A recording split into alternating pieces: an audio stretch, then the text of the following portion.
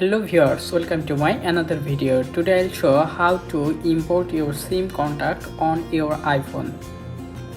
So let's go. First go to your settings, then swipe down and click on contacts. Then you see here import SIM contact.